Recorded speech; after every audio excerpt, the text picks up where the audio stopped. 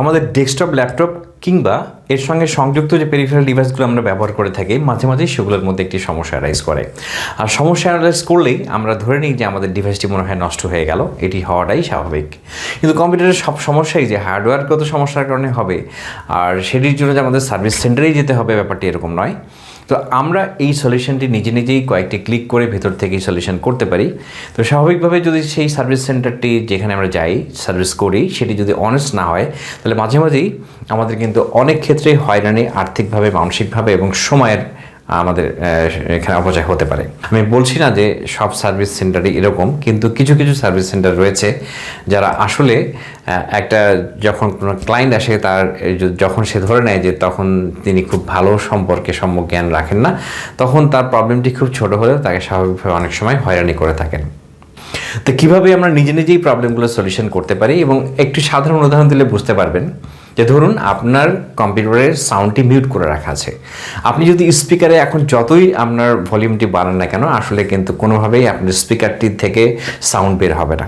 তো এই ব্যাপারটি যেমন আপনার কাছে খুবই সাধারণ এবং স্বাভাবিক মনে হচ্ছে কারণ আপনি ব্যাপারটি জানেন বা এটি আপনি সার্বক্ষণিক ইউজ করেছেন, তো ঠিক সেরকম যে ব্যাপারটি আমরা জানি না সেই ব্যাপারটিও যখন আমরা জানবো তখনও এটি আমাদের কাছে খুবই স্বাভাবিক এবং কমন একটি ঘটনা বলে মনে হবে।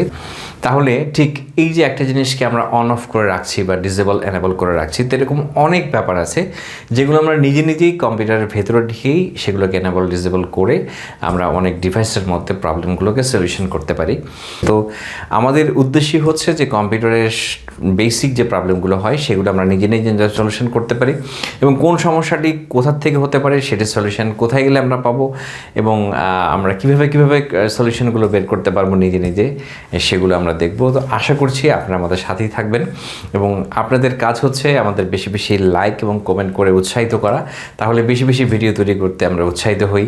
আর যদি আপনারা সেই কমেন্ট এবং লাইক করে উৎসাহিত না করেন তাহলে আমরা নিরুৎসাহিত হয়ে যাই। আর আপনি যদি এখনও আমাদের চ্যানেলটি সাবস্ক্রাইব না করে থাকেন তাহলে প্লিজ এখনই সাবস্ক্রাইব করে রাখুন।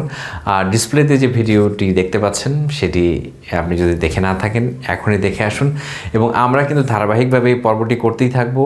এই সমস্যাগুলো এটি আসলে জাস্ট আপনাদের সূচনা পর্ব, এখানে কোনো সলিউশন আমরা দেখাইনি, আমরা পরবর্তী পর্ব থেকেই আমরা প্রবলেমটি সলিউশন শুরু করব। জাস্ট এটি একটা প্রাথমিক আলোচনা। আশা করছি আপনারা আমাদের সাথেই থাকবেন। আপনাদের সর্বাঙ্গীন সাফল্য কামনা করে শেষ করছি। আল্লাহ হাফেজ।